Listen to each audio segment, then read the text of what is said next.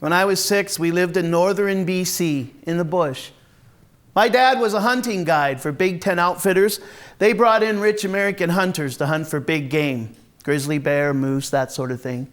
It took 16 days by horseback to get to the main camp from Fort Nelson, which was the nearest town, or you flew in by bush plane, which is what everyone did. We lived in a meadow, in a cabin, next to a barn with a corral where the horses were kept. And it was also where the cowboys hung out. I'm eating breakfast as fast as I can. Pancakes with bacon. Then I run outside to see the cowboys leaning against the corral, chewing tobacco, swapping stories. I draw pictures with a stick in the dirt, and I feed grass to the horses, careful not to get my hands bit. But what I'm really doing is listening to them talk about getting thrown in a drunk tank for barroom brawls. Famous rodeo bulls that they rode, like Bushwhacker, Tornado, the Hammer, and that asshole hunter they saved when the grizzly bear charged, he threw his rifle, ran, and shit his pants. And another time, and the sexy women waiting for them in town, and what bitches their ex-wives are. Johnny says, "Hey, Rod," and he waves me over. He holds out a can of Copenhagen for me to take a dip.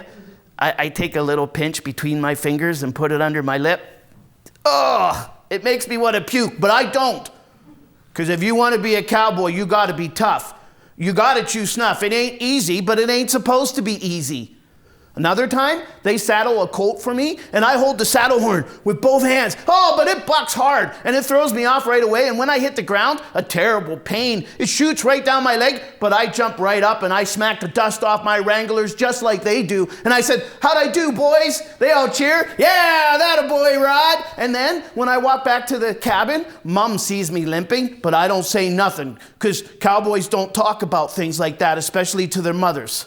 And then another time, Daryl, he's the toughest cowboy. Well, except for my dad. He said, "Rod, son, if you want to be a cowboy, you got to prove yourself. The next time your daddy gives you a spanking, you look him right in the eyes and you say, 'Didn't hurt.' When you've done that, you come and tell us." Well, a few nights later, I get my chance. I'm lying in bed awake. I'm supposed to be sleeping, but sometimes caribou, they come down in the meadow at night to feed. Hundreds and hundreds and hundreds of them. The first time it happened, my mom woke us up, and we stayed up almost half the night watching because, you don't have caribou in Pennsylvania. And one time, she fed them apple slices, and a caribou ate an apple out of her hand. But there's no caribou tonight. I listen to Mom and Dad in the kitchen. She's laughing because she's taking a bath, but we don't have running water. We have to get it from the river, and then Mom heats it up on the wood stove, and she pours it in the aluminum tub. We take baths once a week, but we have to share the water. It gets really dirty, like the color of old socks. Mom says it's disgusting. So Dad sometimes, he makes her a bath at night just for her. I get up, and I peek through the logs. She's naked, and she's flicking water at Dad. He looks right at me. I run back to bed, but he catches me, and he says that I'm a pervert, and he takes off his belt, and he spanks me. When he's done, I look him right in the eyes. "Didn't hurt." "What the fuck did you say?" "Didn't hurt." He spanks me again, hard, but I don't cry. "Go ahead. Say it again, Rodney." "Didn't hurt." And then I run, and he chases me, and he's swinging the belt like crazy and yelling, and Mom is pulling at his arm, and she's yelling too, but Dad gets away from her, and he catches me in the corner, and he whips me on my back and my legs with the belt again and again and again, and the buckle, it cuts into my back, but Mom makes him stop, and then he leaves. And she takes off my pajamas, and she washes me in the tub and gives me aspirin and puts me back to bed. But I can't sleep because every noise I think is him coming back. The next morning, he's not there when I get up. I don't want breakfast, but Mom makes me eat. My legs and back, they hurt. But I'm going to see the cowboys. It's hard to walk, but I make myself walk normal like nothing's wrong. And I walk right up to Daryl and the Cowboys. Hey, I did it. Hey, little man, did what? My dad spanked me and I said didn't hurt. And then I turn around and I pull up my shirt to show them my back, just so they know, right? And when I turn back though, they don't say nothing. They all just stare at the ground. Oh, then Daryl says, "Attaboy, Rod. Good work, son." And I ask Larry for a chew. He gives me one. And Mom gave me apple slices, so I go feed them to the horses.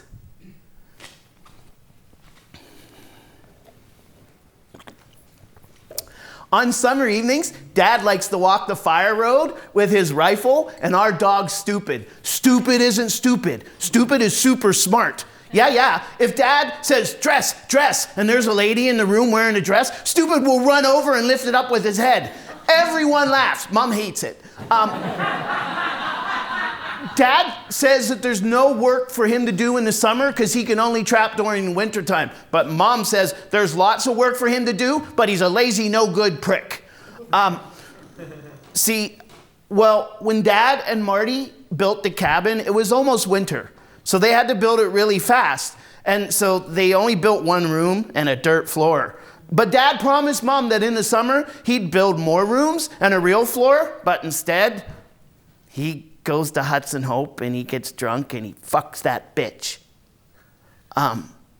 After dinner, Dad asks if I want to go. I say, on the walk? And I say, yeah. And while we walk, I tell him that a wolverine can kill a grizzly bear but he says, no, that's not true. But that sometimes it's not the size of the animal or the person, it's the size of the fight in them. And a wolverine can sometimes scare a grizzly bear away because the size of the fight in them is so big. But also, and you might not know this, grizzly bears are tough, but they don't just walk around the forest looking for fights. They only fight if they have to because they don't want to get hurt because there's no hospitals in the forest. Dad tells me to shut up. But it's because we're in the bush and you don't know what's there. You have to listen. Oh, Stupid runs up the road and starts barking down the hill. Dad goes like that. That means stop. Be quiet. He takes his rifle off and he walks down the road and he stands by Stupid and looks down the hill. I'm not supposed to, but I go to the side of the road too and I look down the hill. Oh, a mama bear. Oh, with 3 cubs. They start to go. Oh, a shot. Another shot. The mama bear falls down. Stupid's running down barking. Dad's yelling at him to stop, but he runs right up to the mama bear. But she doesn't move. She's dead. Dad gives a sign for me to stay, and he goes down. The cubs have run up a tree, and they're making crying noises. 3 more shots, and the cubs fall out of the tree. Dad tells me to come down. I sit with the cubs. I pet one. Ow! He kicks me. Don't be a fucking sissy, Rodney. When we go back to get the truck, Dad tells Mom that, he missed the first shot because the mama bear charged so fast and he only had 1 shot left, and if he misses, we're both going to get killed. But he puts it right between her eyes because he was a sniper in the Marine Corps in Vietnam, and she drops dead right at his feet. But that's not true. My dad, he's a liar.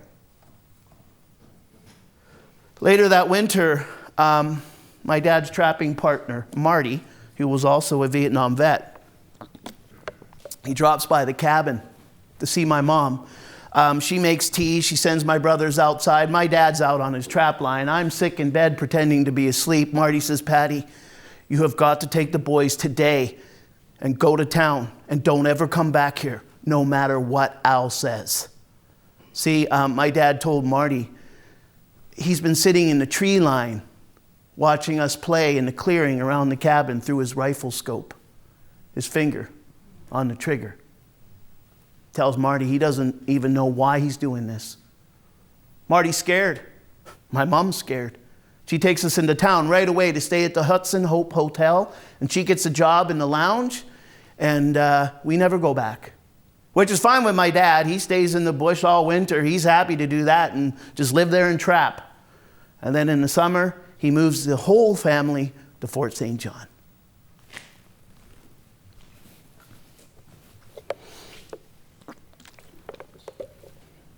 I'm in the 3rd grade in Fort St. John, and my teacher's name is Mrs. Burns. She has long brown hair. She's really pretty, and she only wears sweaters that she knits herself.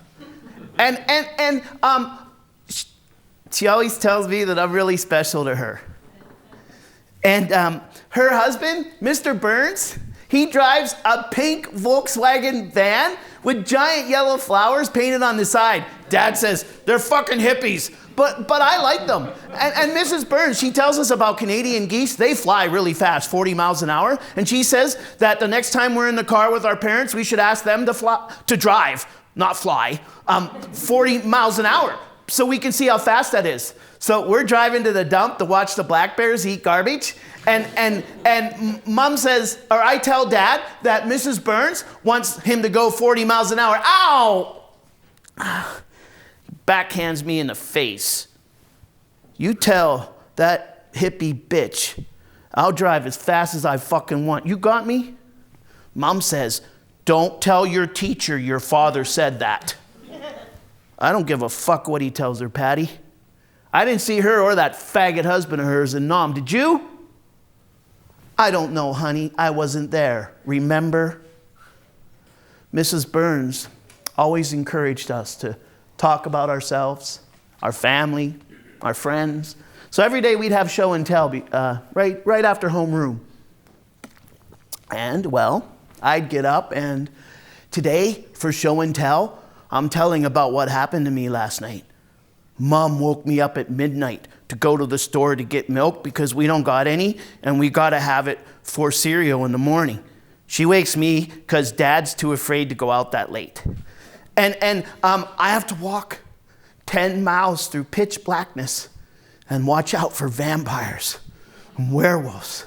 But I'm wearing a garlic necklace, and I have my dad's rifle with a silver bullet in it. And, when I get 2 miles from the store, a giant grizzly bear, he's attacking an old lady. She's 200 years old. And he's scratching her, and he's going to eat her. I got to shoot him, but I can't because I only have a silver bullet, and that's only for werewolves. I have to fight the grizzly bear with my bare hands for 30 days and nights. Come on, grizzly bear! And then he roars so loud that all the people in the whole town, they come out to watch us fight to the death. And it is a tough fight. But then he bites out all my guts. And I have to get him back by sticking my hand down his throat and pulling all my guts out of his stomach. And then I got to stuff them back in my stomach. And then I go to the store and I get some tape and I tape my stomach back. And then I go back and I start fighting him again. Boom, boom, boom, boom, boom. But he gets my whole head in his giant mouth. And he's going to bite my head off. But I pull his jaws apart with my bare hands because I'm really strong. And I pull him so hard that all his teeth fall out on the ground. And then he falls on the ground because he hurt so much. And then he says, Uncle.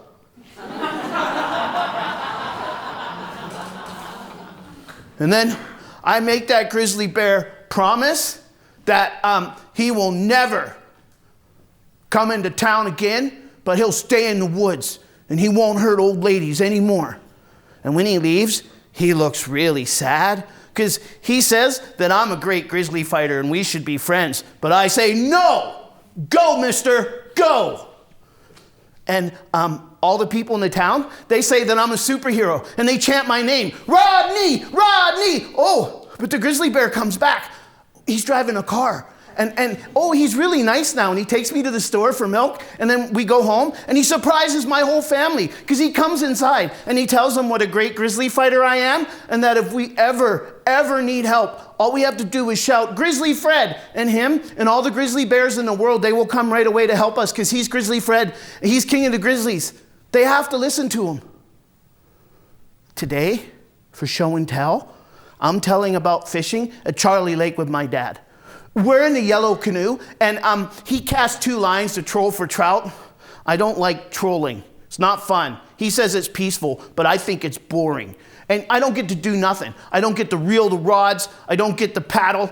I just have to sit there and shut up because he says the fishes can hear me talk. And, but I do like the little water tornadoes that they spin away from the canoe that Dad's paddle makes. Oh, one of the rods bends really hard and Dad grabs it to keep it from falling into the lake. But he tries to reel it in, but he can't. You know why? Because that trout is 500 pounds. Yeah, it pulls my dad in the water, and then I have to jump in to save him. But it's super, super cold. But I dive all the way down to the bottom. 800 billion, 722 trillion miles and 6 inches deep. And when I get to the bottom, I have to scan the pitch blackness with my super sight. Oh, there's my dad. And then I swim him all the way to shore. And then I jump back in the water. And I go and I find the rod and the giant fish. And I swim them back to shore too. But I'm really tired. Because that fish, it's as big as a dinosaur. It's a T-Rex trout. And it has giant teeth. And it tries to eat my dad. But I bash its head in with a rock. Because that's how you kill a trout. And then Dad, he's so happy that I saved his life. He lets me drive the car all the way home. Well, Mrs. Burns was a little concerned about my tells. She never accused me of lying, though. And let's face it, my stories were legendary. When I got up for show and tell, holy shit, I owned that room. Every one of those kids leaning in for the next word.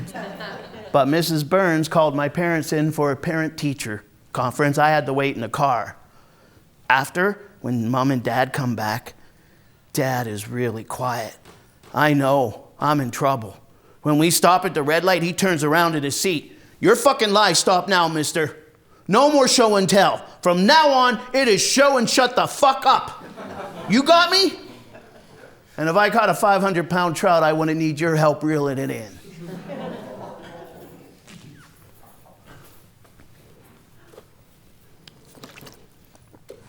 I'm playing marbles after school with Sheldon and Daniel. They're big boys in the 4th grade. And, it's easy to play. You just draw a circle with chalk on the sidewalk. And then you put in 4 or 5 marbles each. Well, whatever everyone decides.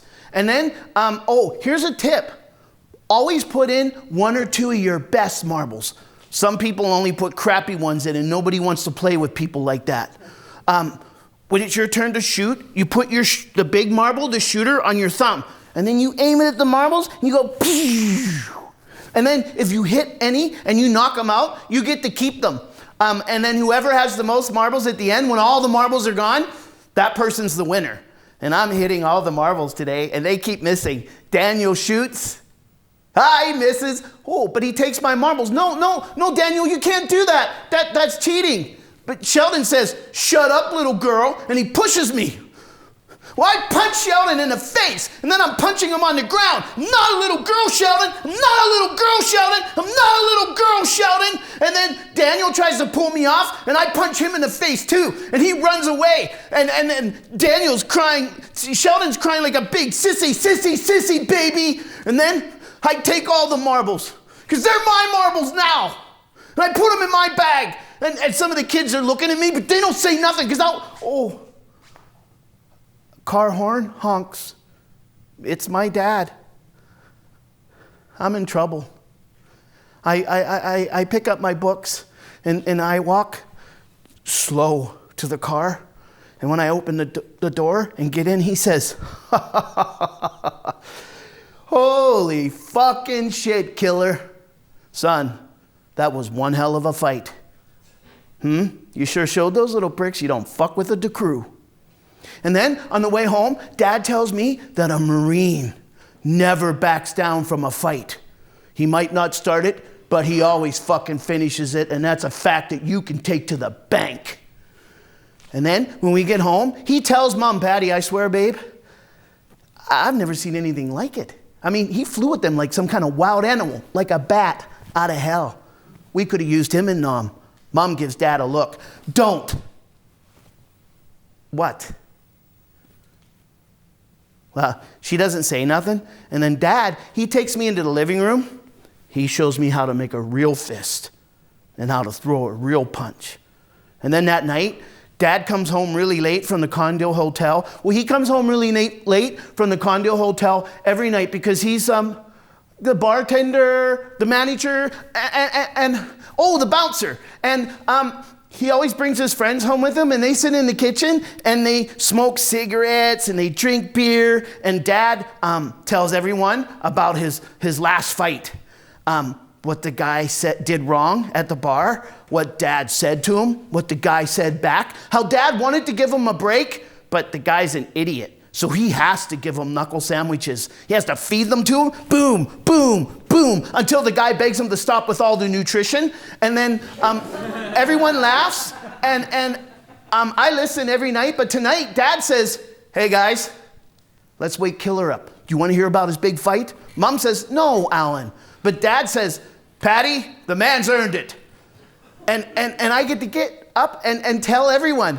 And when I'm done, Dad's friend, Dave, he looks at me and he offers me his beer. Mom says, no. But Dad says, let the man have a drink. And then everyone cheers and I get to drink the beer. Well, some of it. And then Dad, he puts me to bed. He tucks me in and he says, good job today, son. I'm proud of you. So the next morning after school, or next afternoon after school, I walk up to a kid, I grab him by his shirt, and I punch him. But he runs away. So I run over to another kid, I call him a baby, and I punch him, but he runs away. I hear that car horn honk, I run to that car. But when I get in, my dad doesn't say a word to me. He doesn't even look at me. When we pull up to the trailer, he speaks. So you're a tough guy now. I don't know. Bam! Punches me right in the face. My head bounces off the passenger window. Next day I wake up with a massive black eye, chipped tooth, fat lip. But hey, I learned how to take a punch. But hey, it was kind of confusing.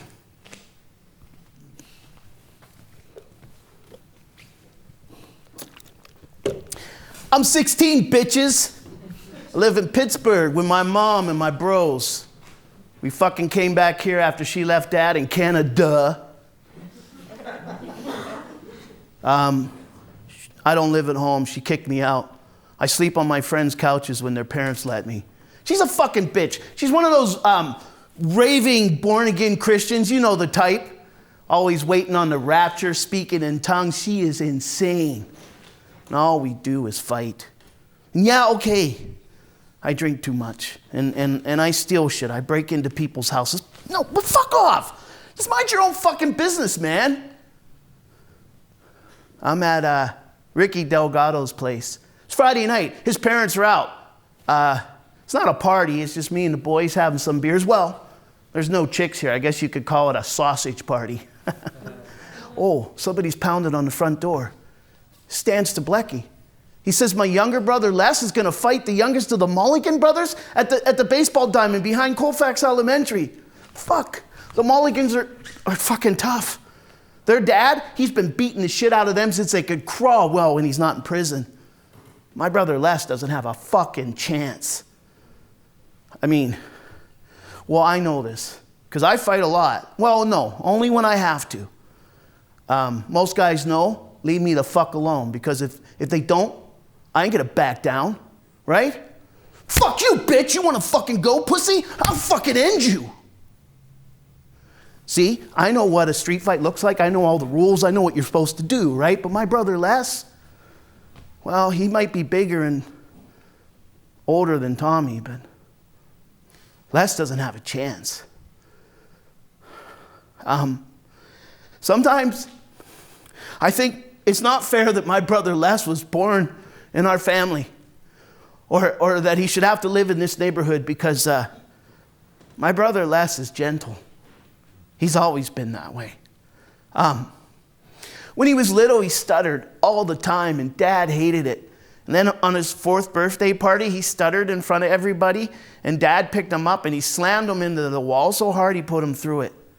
See, Les has been getting the shit kicked out of him from day one, but the problem is, it hasn't made him tough.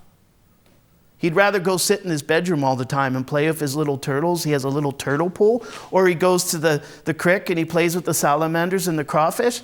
And then, one time he actually said to me, Rod, don't the lightning bugs look pretty?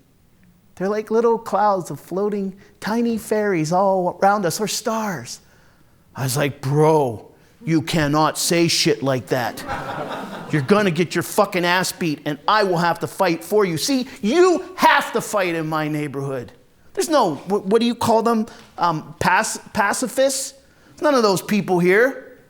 If you don't fight, you're dead meat. But my brother Les can't fight. He can't even play sports. Oh, shit. There's a lot of people here. Word gets out quick. Everybody wants to see an ass beating.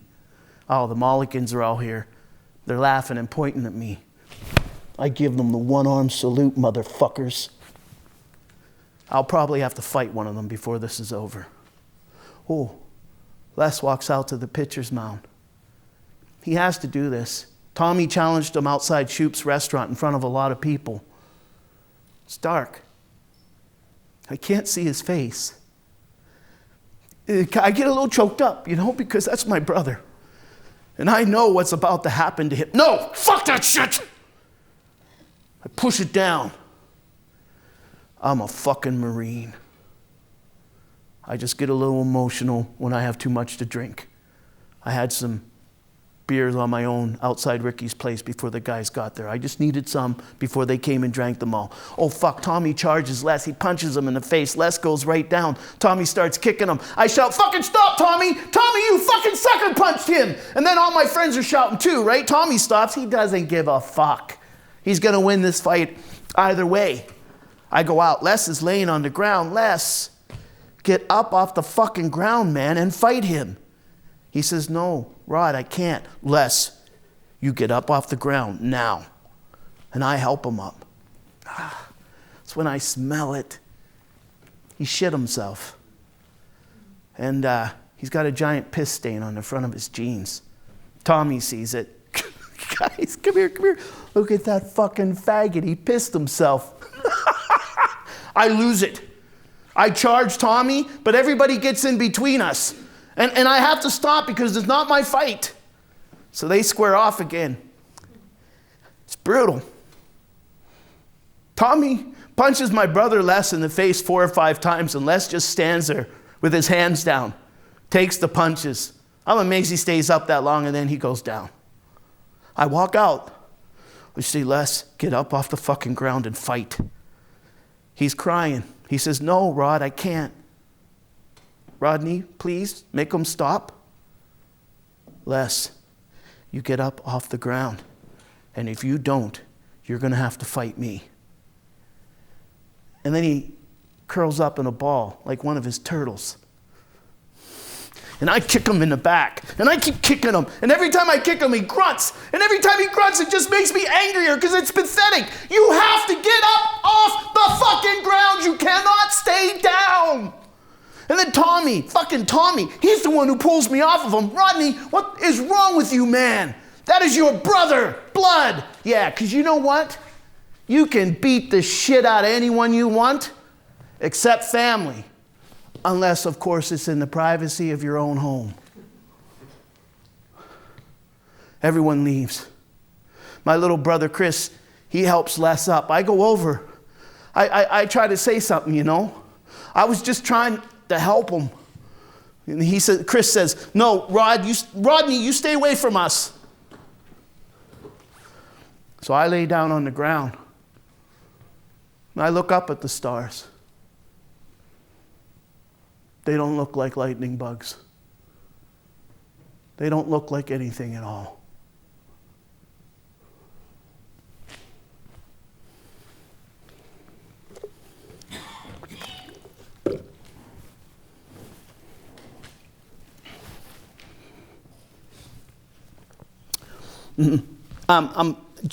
Jamie, yeah, take it down. Take it off the website. What? No, Jamie, I wrote those fucking songs. No, you're a fucking parasite. You didn't do shit. They're my songs. Take that fucking review down. No, you're not my label anymore. I fired you. Because of this kind of bullshit, man. This CD's getting great reviews, but you post the one fucking review you know that I hate just to get under my skin. No, it is not a good review. No, listen, I quote, Queen Mary Trash has brilliant moments, but Dylan's influence looms large in DeCroo's vocals and lyrics. When and if he emerges from the long shadows of the master. No, I didn't fucking memorize it. I just remember these things. Let me finish. When and if he emerges from the long shadows of the master, he might become a singer-songwriter to reckon with. Might? Well, fuck him and that fucking tone, as if he could do better himself if he only had the fucking time. What a middle-class, head up his ass, pedantic motherfucker. You know what that prick needs?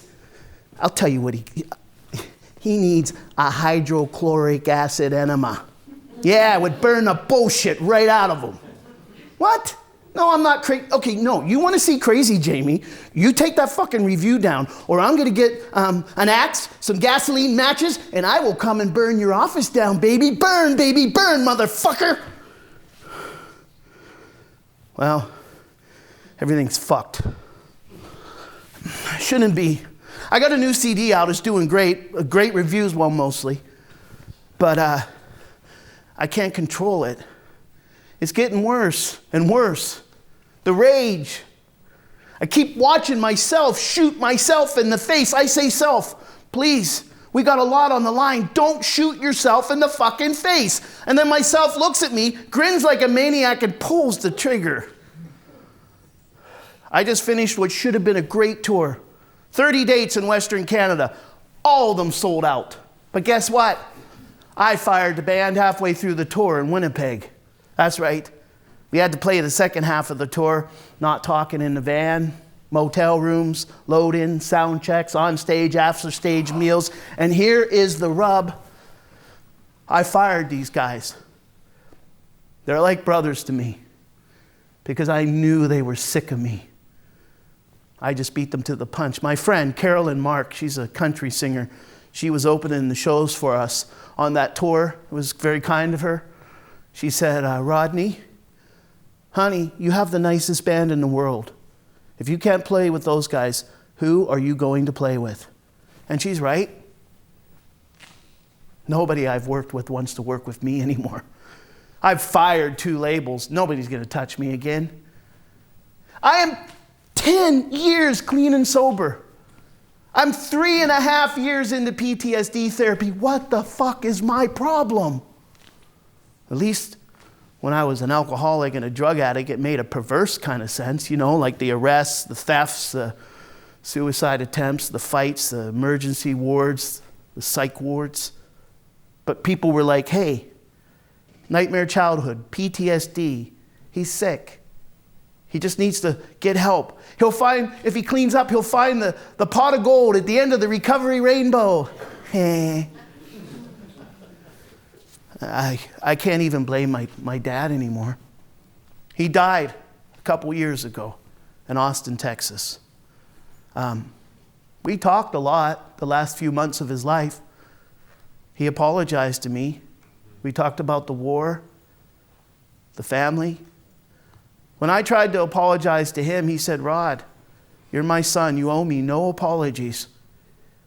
I'm so sorry I hurt you. I wish we could do it all over again and I could be a proper father. I love you. This man, he hurt so many people. But in the end, he became an inspiration to others. I'm not kidding. I still get emails from people in Austin, Texas who loved my dad. See, it all started when he tried to leave his 3rd wife, Nancy. But he came back and he told her he had ruined every relationship in his life because of the war.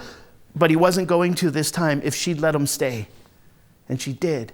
And he got help. And it was good. He started to change. But cancer. Agent Orange, who knows?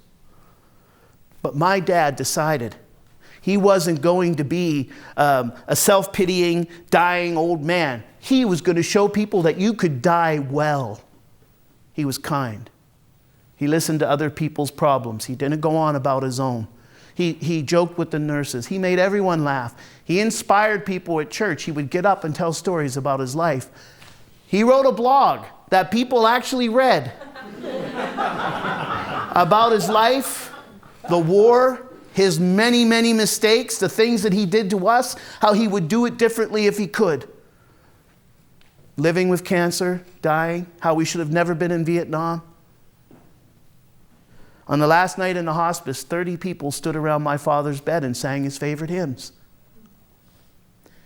He learned to love. And he learned to accept love. When I asked my dad how he was able to do this with so much grace, because my dad was not a graceful man, he said, "Rod, I died a long time ago, son. I died in Vietnam. I can't blame my father anymore. He was 19 years old. He was a kid when they sent him to Vietnam. And yeah, he did things that he was ashamed of, that he never lived down, that he held inside. And he lived in a lot of pain. And nobody fucking helped him." Sorry, but it makes me angry still. Yeah, I found the pot of gold at the end of the recovery rainbow. You want to know what it is? It is a bucket of hot human shit. It's the pot of ultimate accountability. And I get to sit here alone, myself, and sift it in. Okay, everything has to change. I'm going to have to stop touring, and I'm going to have to do my therapy. I don't think it'll work, but I have to try. And not because I'll drink or use again. I'm going to kill myself. For real.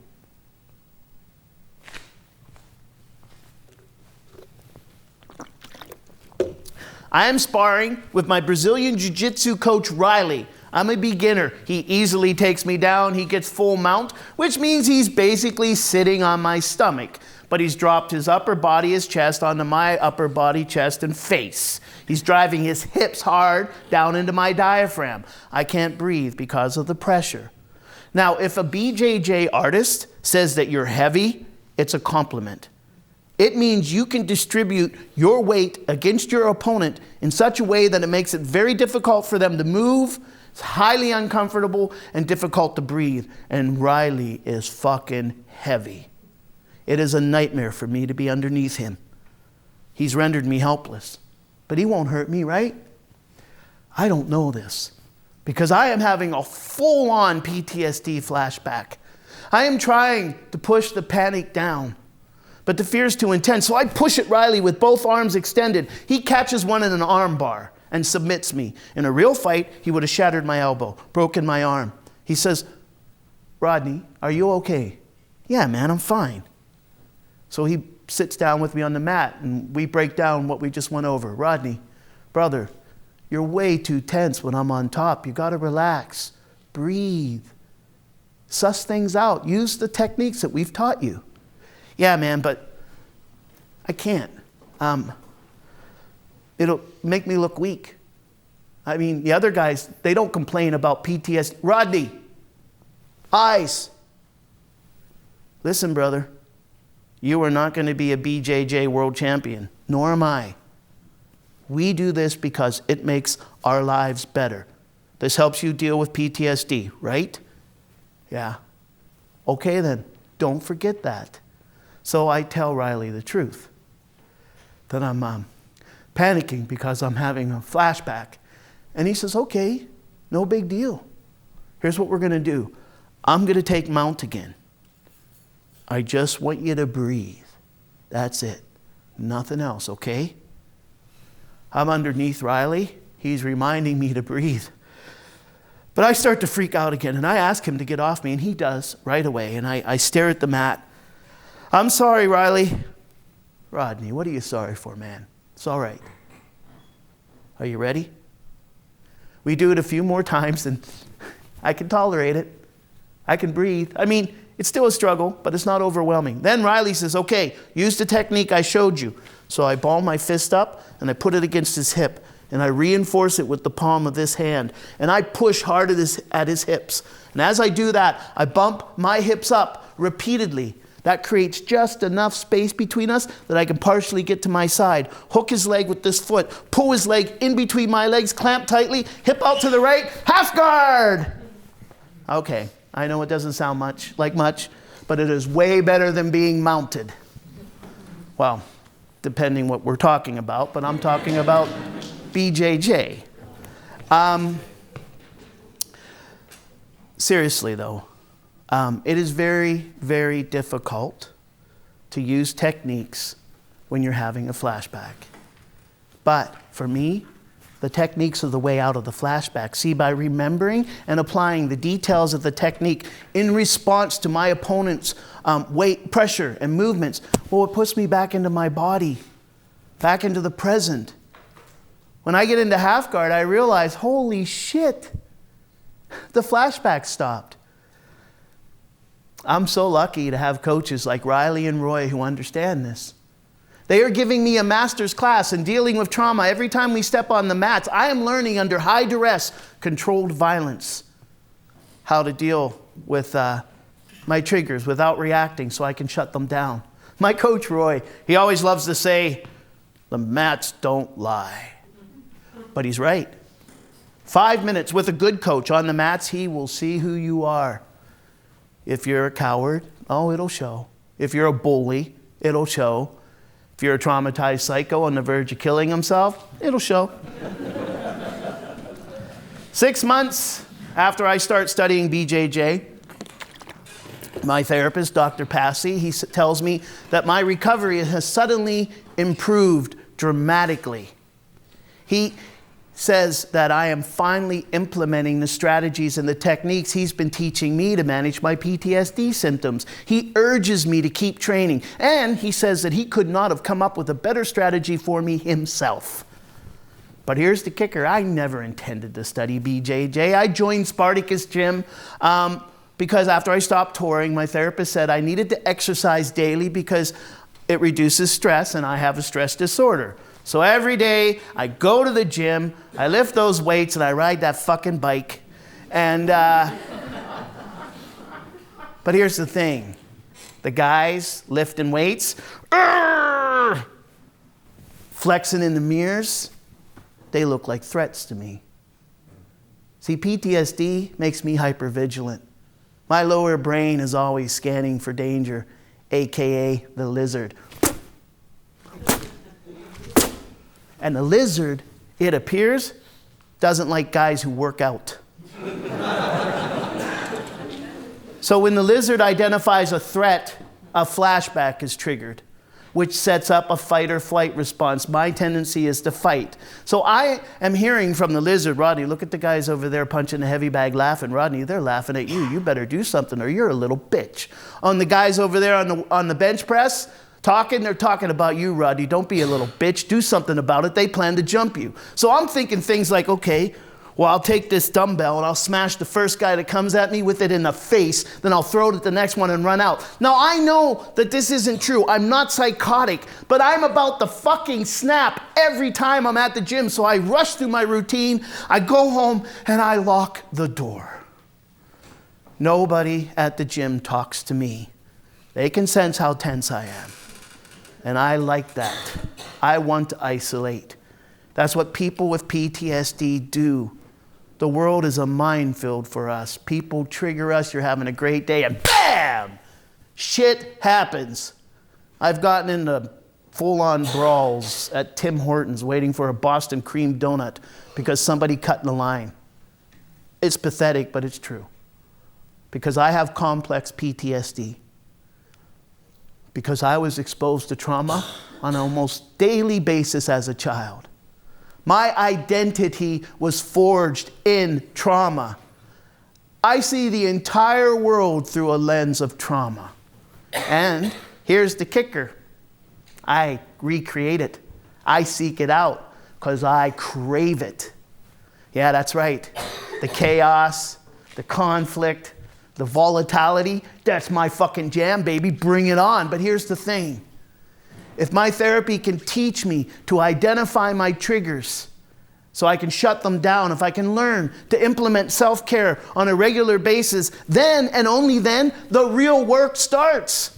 Deconstructing 40-some years of lies, negativity, hostility, profoundly self-destructive and harmful behavior patterns, attitudes. And then, after I do all that work, I have to learn healthy ones.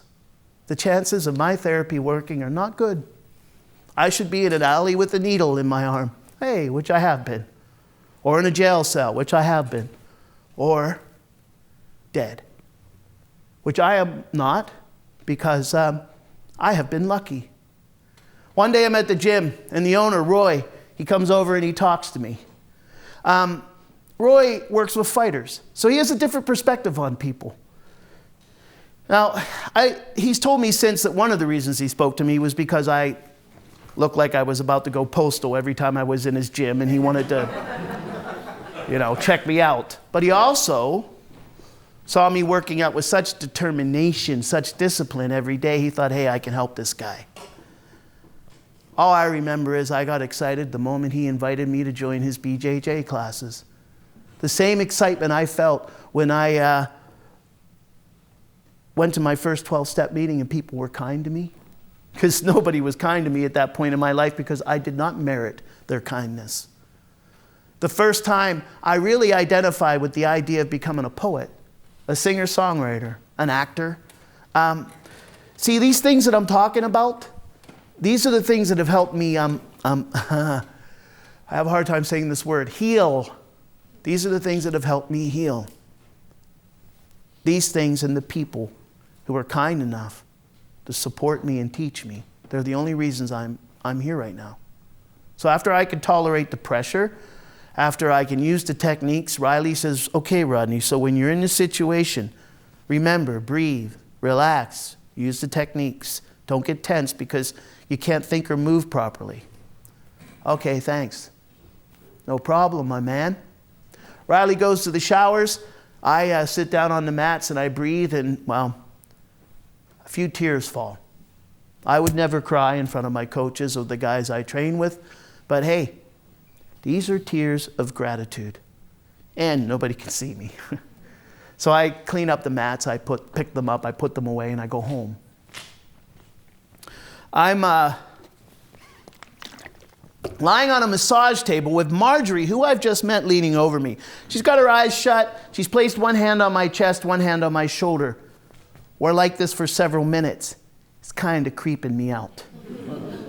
Then Marjorie says, Rodney, I'm going to sing to your body. Just shut your eyes, relax, and listen. What the fuck does this got to do with massage therapy? I'll tell you what, nothing. She's out of her fucking mind. Now I get all that new age shit in the waiting area. Okay, you know what? I'll just lay here, be polite, and I am never fucking coming back. I knew it was too good to be true. See, Marjorie had heard from a mutual friend, a yoga instructor, that I was having physical problems. And Marjorie's brother had been a very talented musician, but he died young. Marjorie likes my music. She wants to help me. And that's great because I need the help because BJJ, essential to my recovery, causing me way too much pain. After class, my shoulders are so inflamed, I have to stand in the showers for 15, 20 minutes before I can get my arms over my head to take off my rash guard. I cannot sleep at night because of the pain in my shoulders. Oh, and my sides, covered in scar tissue. So when I spar, sometimes it catches the cartilage and tears it. It hurts just to breathe. And then there's the constant stabbing sensation, like a knife in my thigh. I'm a mess. I have toughed my way through classes, but I'm not going to be able to do it much longer. So I go to my family doctor. I tell him my dilemma. He says, Rodney, no problem, massage therapy, it will help you. But I cannot afford massage therapy. But Marjorie calls and says she'll help me for free. But Marjorie's out of her fucking mind. Oh, she's singing. Long open vowel sounds, no fucking words. But if I'm honest, she has a nice voice. And her touch, it calms me. So I shut my eyes and I make myself listen. Because what do I got to lose? It's like the sounds Marjorie's making are moving through my body. And then she says, love. Oh, fuck, a terrible pain in my left shoulder. And then she says, oh, there it is. And then there's this warm washing sensation down my arm and the side of my body. And then Marjorie tells me to lift my arm a little bit. Does that hurt? No, I say, surprised. Then she asks me to lift it all the way over my head. It hurts, but nothing like the pain I've been having. She works on the other shoulder. It feels great too. She says then, give it 48 hours. They'll feel much better. When I leave, I ask Marjorie why she said love. Oh, I didn't say that, Rodney. Lady, I heard you say it. Rodney, I believe you, but I didn't say it. Sometimes trauma, well, when it gets trapped in the body, well, things like this might happen during our sessions. It's okay, it's normal.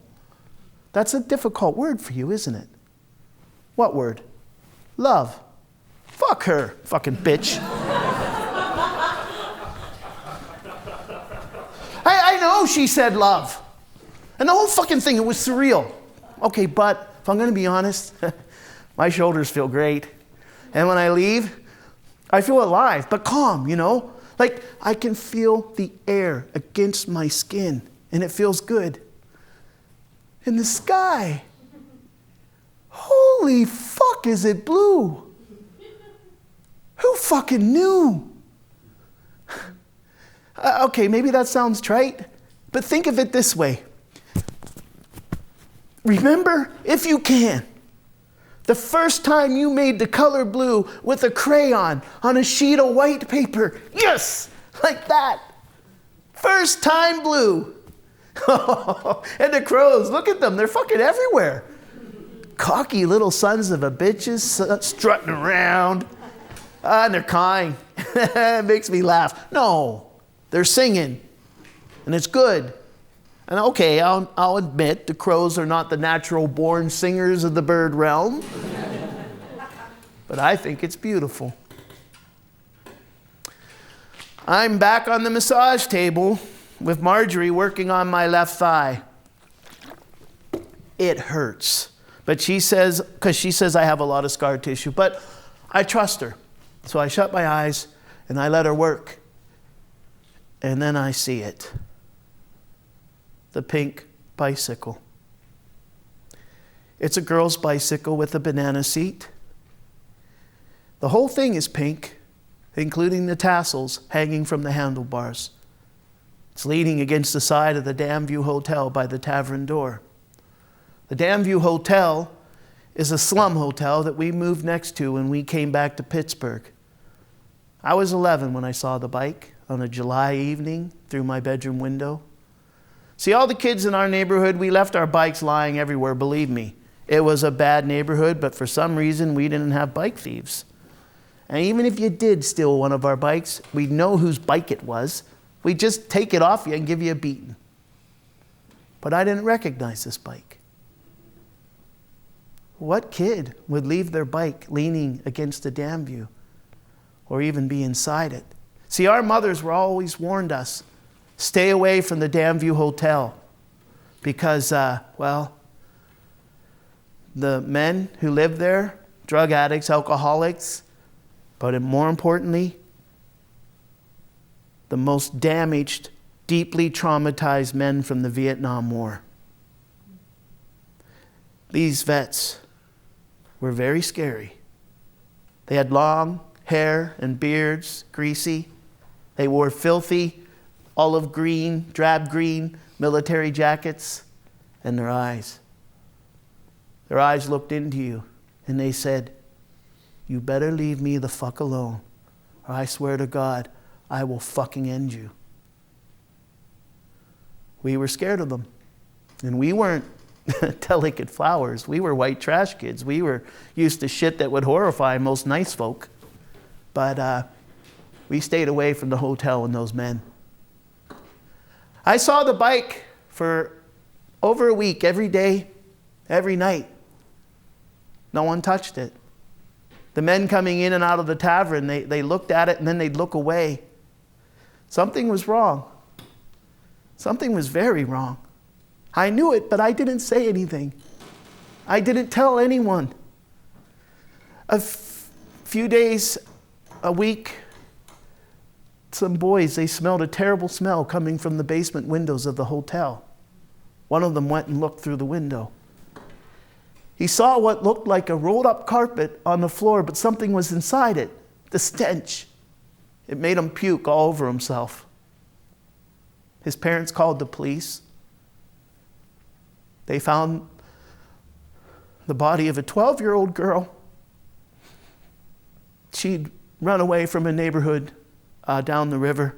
One of the vets had got her into his room, where he raped, tortured, and murdered her. Her mouth was gagged. Her body was covered in cigarette burns. And when he was finished, he rolled her up in the carpet and he dumped her in the basement. And nobody in that hotel said anything. Why didn't I say something? Why didn't I tell somebody? I tell Marjorie what happened, how it's my fault.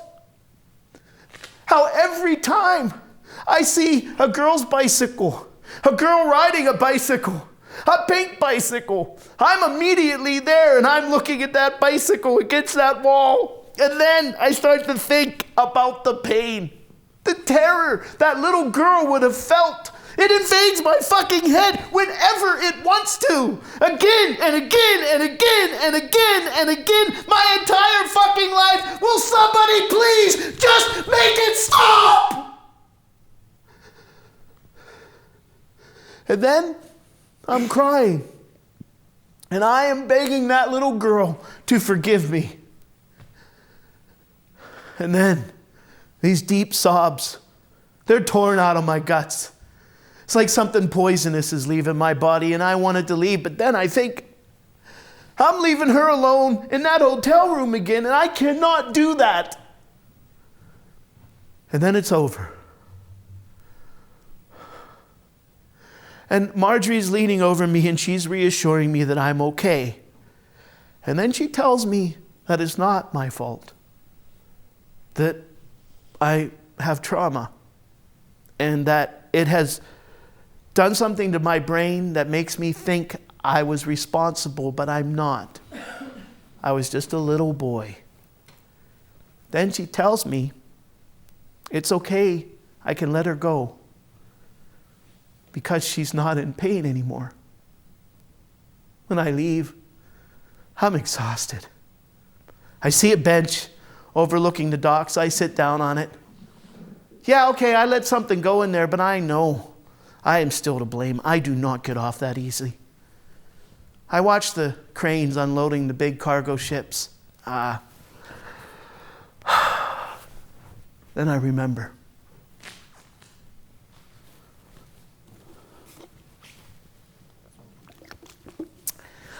My friend Rosie, she's 8 years old, same age as me. We both live in Fort St. John. Rosie's mom is an alcoholic and a prostitute. And my mom hates her mom because Rosie's mom used to strip at the hotel and dad slept with her. Rosie's house, it smells really bad all the time and it's always cold. And there's always bad food lying around and dirty dishes and dirty clothes. And her mom's never home because, if she is, she's drunk or passed out one time on the kitchen floor. Rosie wears the same clothes a lot, and my mom says that she doesn't take baths and that she's a filthy little bitch. But I hate that because Rosie's my friend.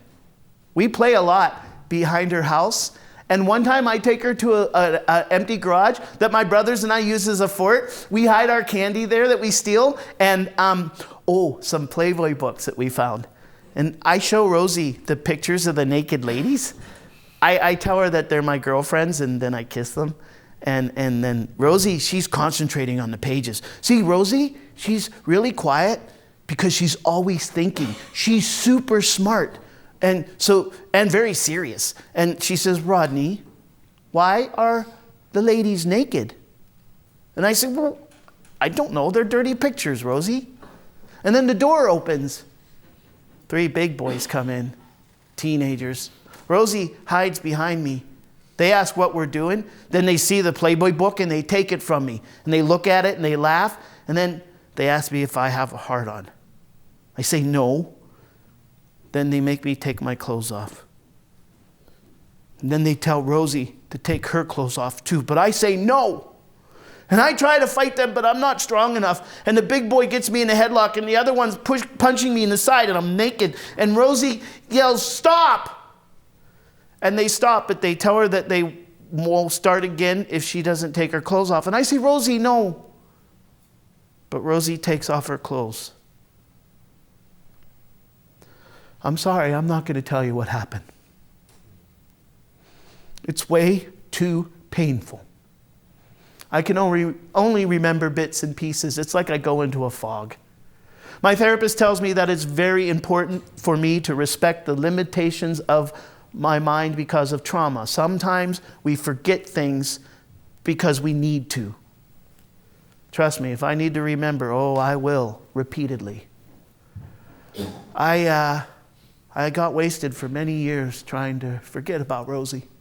I found a bottle of baby duck champagne in a bush. A week later, our neighbors found me passed out on their trailer porch. They called my parents. I woke up the next day so sick. I couldn't remember what had happened. I never saw Rosie again.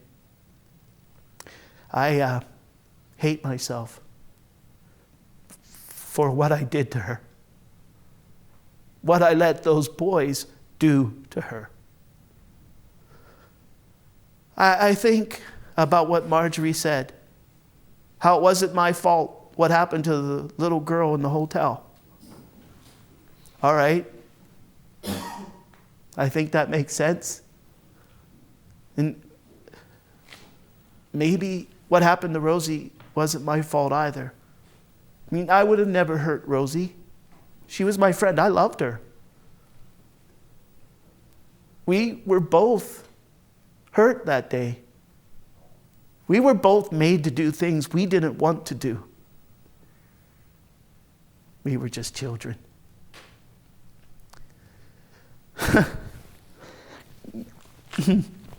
You know, I think this guilt, this shame, this self-loathing, it goes way back. Me and my parents. See, I believe that my parents, I truly believe this, that they wanted to love and protect me. But see, they were severely damaged people, brutalized by generations of poverty. And I am talking about real poverty, not 6 months of eating Ichiban noodle soup while you're at university, okay? I'm talking about the kind of poverty that grinds you down until you become something you were never intended to be. Alcoholics, drug addicts, trauma, violence, war. Because we always send the poor to fight our wars. Incest, ignorance, they hurt me, and I blamed myself. I had to put the blame and the anger somewhere. I could not put it on them. They would have destroyed me. I did not deserve to be loved. I deserved to be hurt. Because I am stupid. I am ugly. I am bad. And whether they meant to or not, they reinforced that belief every time they beat me, called me names, ridiculed me, screamed at me, abandoned me, neglected me. When I was in my late teens and my early 20s, I would hide away and I would punch myself in the face repeatedly just to stop what was going on in my head, but also punishment. Because I'm a piece of shit. But maybe I'm not. I'm writing a poem. It's 1 a.m. in my apartment. I hear noises in the alley. I run to the bedroom. I open the window. I look in the alley. It's that fucking asshole from the pizza parlor. He dumps their garbage in the dumpster there every night. He's shouting at the old woman across the alley. She lives there and in a house. And, well, she's 80 years old. She's come out this late to ask him to stop spilling his garbage in the alley because she has to wake up in the morning and clean it up. Fuck you, bitch. Go back inside. I shout down, hey, man, knock it off. Just pick up your garbage and leave her alone. What? Fuck you, buddy. What? Fuck me? Yeah, fuck you. All right, pal, I'm coming right down there. Fine, I'll be right here. After 6 months of dealing with this asshole, I finally lost it. But no, I haven't lost it. Here's exactly what's happening. His reaction to the old woman, his response to me has triggered the violence I survived as a kid. And I am not remembering it, I am reliving it. It's PTSD. So I'm running down the back stairs to go fight this guy, go fight my father 45 years ago, who was actually just some guy in an alley, right? 1 a.m., it's dark. And I am fucking excited. The rage, the rush, the adrenaline, trust me, everything is electric, sharp, alive. I live for this shit. Fucking rights. But here's the thing. While that might be true, here's another truth. I don't like to fight. I never have. I just had to. It's my childhood. It's familiar, right? It's home. When I get to the bottom of the stairs, I slow down. I don't know what's waiting outside that door. He could be there with a weapon. So I get my shoulder against the door. I open it slowly. I take in what I can. I'm kind of using it as a shield. The alley's dark, but I can see him standing by his car. I can see him enough because he's standing underneath a light bulb, a dim bulb behind the deli. I start walking towards him. I'm watching his hands. They're empty. I don't think he has a weapon. He's about 6 feet, looks strong, stocky. And then he lets out a blood-curdling scream like he's an extra in Braveheart, and he charges me. Great. He's just revealed his strategy to me. He doesn't have one. He's going to overwhelm me with brute force. And let me tell you, well, I mean, most street fights are like this, unfortunately. That's just the way they are. They're very undisciplined affairs, so the bigger, stronger guy usually has the advantage over his opponent. Smaller opponent. But what if your smaller opponent actually has some real fighting skills? And even if you only have 2 or 3 fighting skills that you can actually use, massive advantage in a street fight. So I get my hands up, I get into a fighting stance, but he charges right into me. He gets double underhooks. I get double underhooks around his back. I lower my hands down to his lower back in a gable grip. I pull his hips into me hard. He's off balance. I step around, I hook his ankle, and I slam him into the ground. I drop into side position, all my weight on his chest. I'm doing to him all the things that Riley does to me. He is very uncomfortable. He can't breathe. I can do this well now. I've been doing it for 5 or 6 years. I've been sparring regularly. He flails and tries to get me off, but he can't. And while he flails, I basically relax. Then I catch his arm in an Americana, which means I can dislocate his shoulder, tear his tendons, tear his ligaments. He feels the pressure, he stops immediately. And guess what? I'm calm. I'm present. Even though I'm in the middle of a street fight, the flashback stopped. I can feel this man's body underneath me, and you know what? I feel sorry for him. He's just another version of me. So I put a little pressure on his arm and his shoulder. Ah! I ask him if he's had enough. He says, yeah. I put a little more pressure. Ah! I tell him I'm going to let him up. But if he tries to attack me again and I get him on the ground, I am going to hurt him. So I get up, I back away. He backs away from me unsteadily, puts his hands up. Hey, man, do you know MMA? I'm like, no, I'm an old man. I do jiu-jitsu. That's pretty cool, man. I'm not your fucking friend. Just get in the car and go. Then I'm upstairs in my apartment. I'm shaking. I'm nauseous like I always am after a fight. And then what happens is I realize I'm pissed at myself. I could have got shot. I could have got stabbed. He could have beat the shit out of me. I don't know.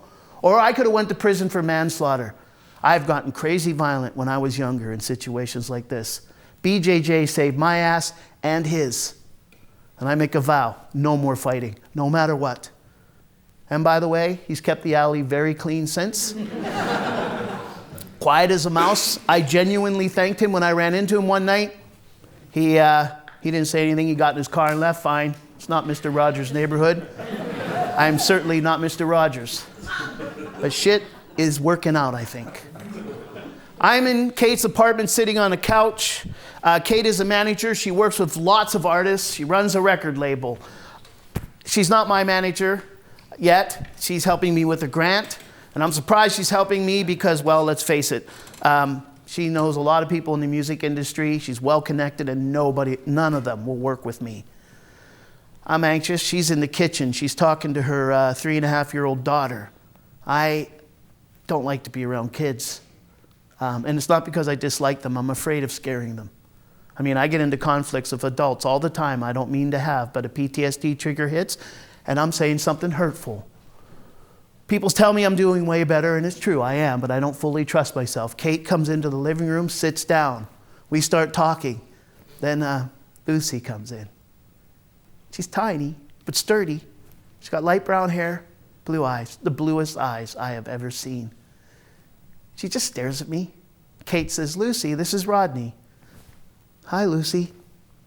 She doesn't say anything. She just continues to stare at me, and I'm going to be honest, it's creeping me out a little bit, kind of Children of the Corn-like. But then she tugs her mom's sleeve, and Kate leans down, and Lucy whispers in her mom's ear, and Kate says, "I don't know, honey, you'll have to ask him." And then she walks right up to me, and she says, "Can I sit on your knee?" I look at Kate. She's nodding her head yes, so I pick Lucy up as carefully as I can, and I set her on my knee as gently as I can. And then without hesitation, she just puts her little hand on my leg to steady herself, looks at me, smiles, and says, "Hi." How the fuck do you do that?